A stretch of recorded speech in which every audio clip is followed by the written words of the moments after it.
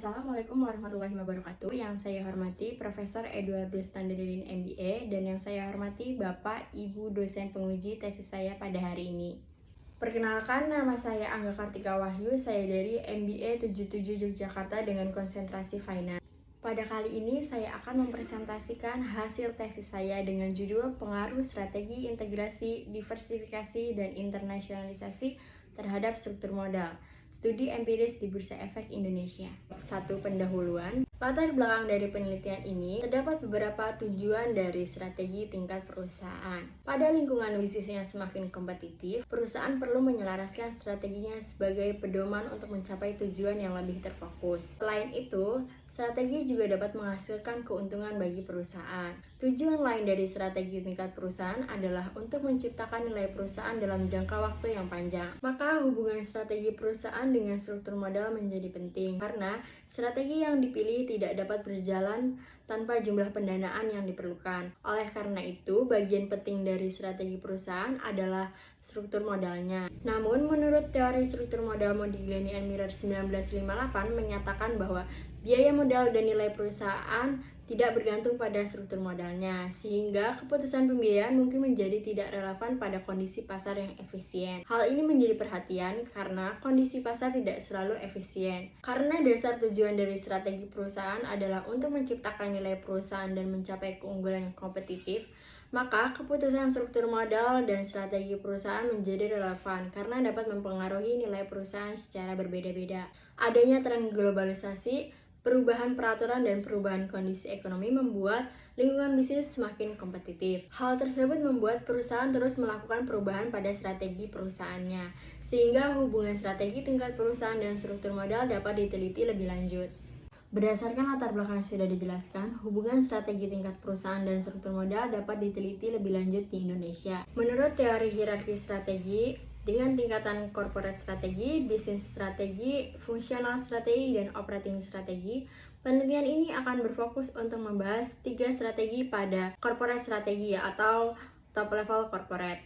Karena pada faktanya yang terkait dengan pembiayaan perusahaan juga terjadi pada tingkat atas manajerial atau top level manajerial. Hingga pada penelitian ini akan berfokus untuk membahas dampak dari 3 strategi, yaitu strategi integrasi, diversifikasi, internasionalisasi terhadap tingkat utang perusahaan. Maka terdapat 3 pertanyaan penelitian. Yang pertama, apakah strategi integrasi berpengaruh terhadap tingkat utang perusahaan? Kedua, apakah strategi diversifikasi berpengaruh terhadap tingkat utang perusahaan?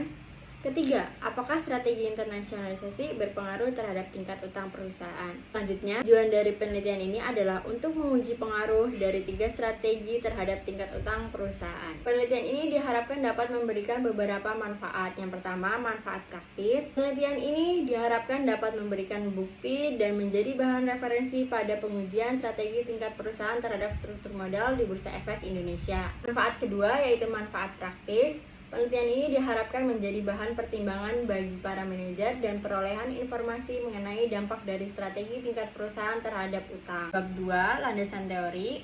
Teori yang dipakai dalam penelitian ini terdapat teori struktur modal.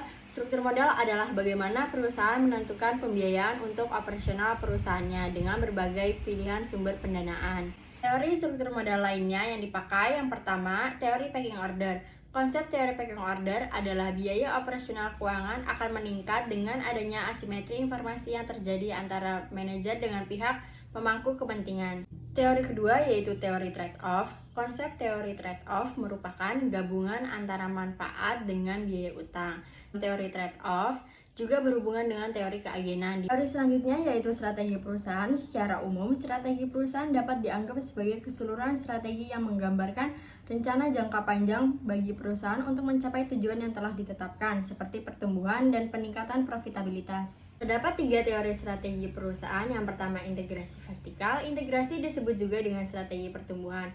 Perusahaan yang terintegrasi secara vertikal akan membawa seluruh kegiatan operasional ke dalam rantai pasokan perusahaan yang sebelumnya berada di luar rantai pasokan perusahaan tersebut.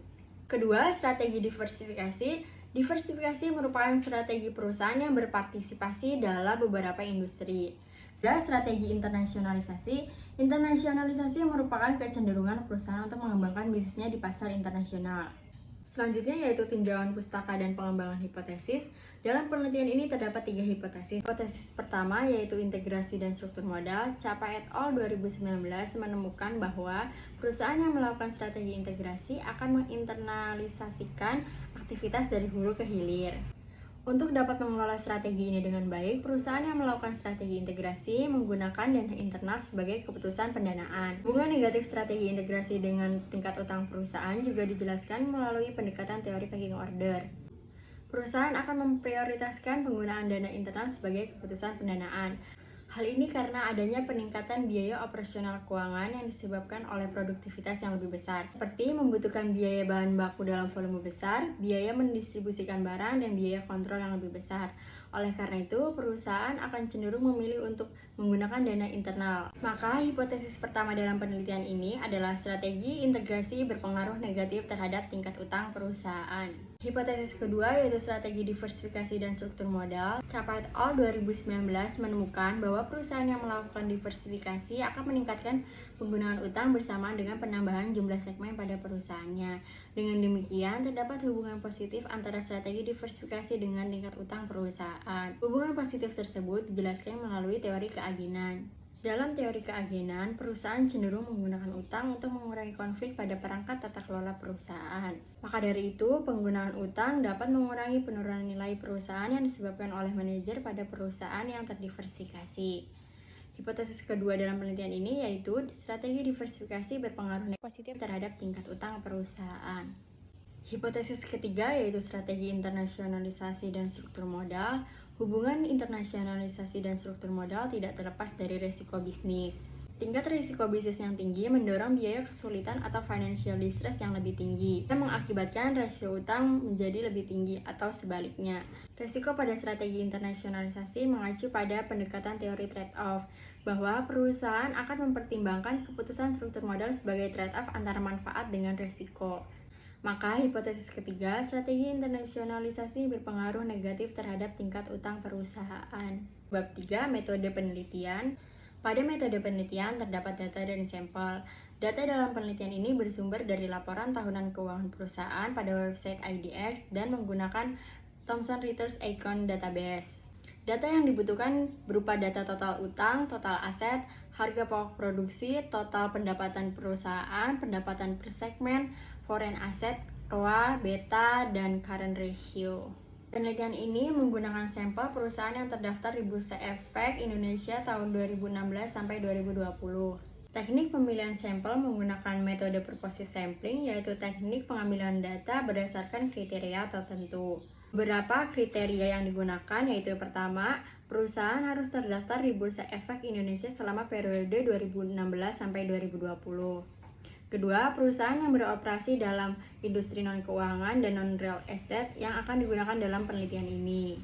Ketiga, perusahaan harus memiliki laporan keuangan tahunan yang lengkap terkait data yang dibutuhkan sebagai variabel dalam penelitian ini. Berdasarkan metode purposive sampling tersebut, terpilih sejumlah 242 perusahaan yang digunakan sebagai sampel penelitian.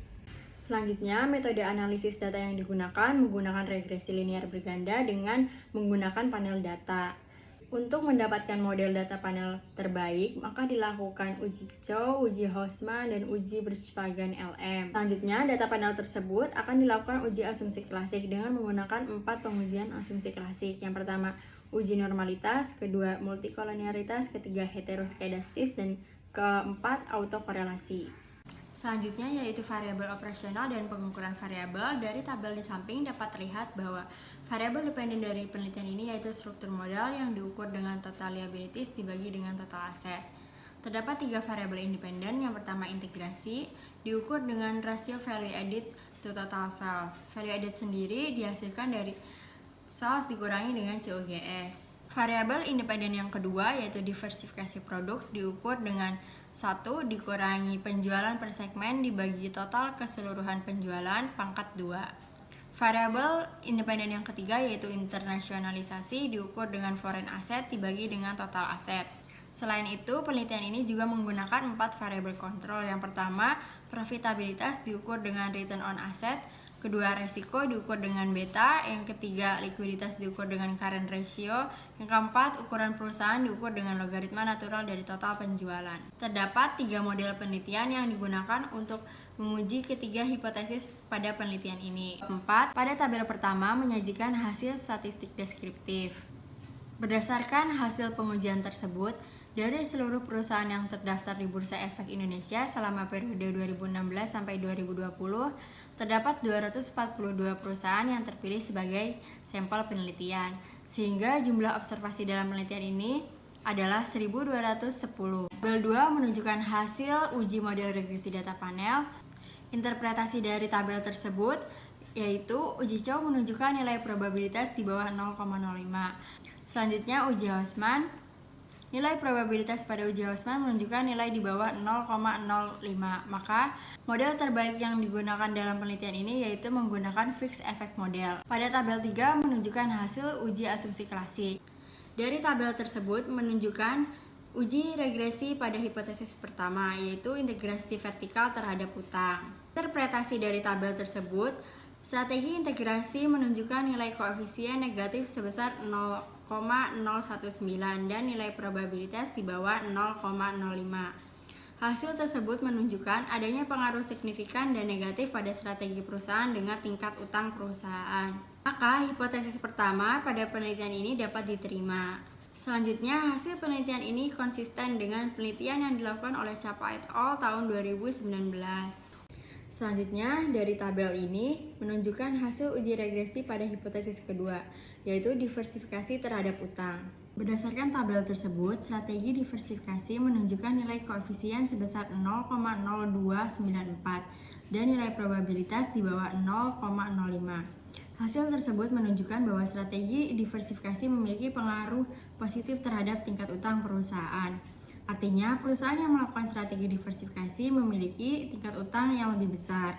Maka dari itu, hipotesis kedua dalam penelitian ini dapat diterima. Teori keagenan, penggunaan utang untuk pendanaan perusahaan merupakan bentuk pengendalian terhadap para manajer dan pengontrol arus kas agar tidak menggunakan kas untuk kepentingan para manajer, sehingga dapat mengurangi penurunan nilai perusahaan pada perusahaan yang terdiversifikasi yang disebabkan oleh para manajer. Adanya pengurangan risiko dari strategi diversifikasi membuat perusahaan dapat menanggung lebih banyak utang. Pengujian hipotesis terakhir yaitu strategi internasionalisasi terhadap utang. Berdasarkan tabel tersebut, strategi internasionalisasi memiliki nilai koefisien negatif sebesar 0,3133 dan nilai probabilitas di bawah 0,05. Hal tersebut menunjukkan adanya pengaruh signifikan dan negatif pada strategi internasionalisasi terhadap tingkat utang. Maka hipotesis kedua dalam penelitian ini dapat diterima. Hal ini karena perusahaan yang melakukan strategi internasionalisasi menunjukkan peningkatan risiko dan biaya yang lebih tinggi karena pengelolaan yang lebih kompleks dari operasi internasional yang tersebar di beberapa negara. Sehingga hasil tersebut mendukung adanya teori trade-off dari manfaat kegiatan internasionalisasi dengan risiko yang dihadapi. Bab 5 penutup. Kesimpulan dari penelitian ini yang pertama, strategi integrasi memiliki pengaruh negatif terhadap tingkat utang. Yang kedua, strategi diversifikasi berpengaruh positif terhadap tingkat utang perusahaan. Kesimpulan terakhir yaitu strategi internasionalisasi berpengaruh negatif terhadap tingkat utang. Penelitian ini tidak terlepas dari beberapa keterbatasan. Keterbatasan yang pertama, penelitian ini hanya berfokus pada perusahaan Indonesia sehingga kondisi ekonomi, kondisi persaingan pasar, dan karakteristik perusahaan hanya disesuaikan dengan kondisi yang ada di negara Indonesia.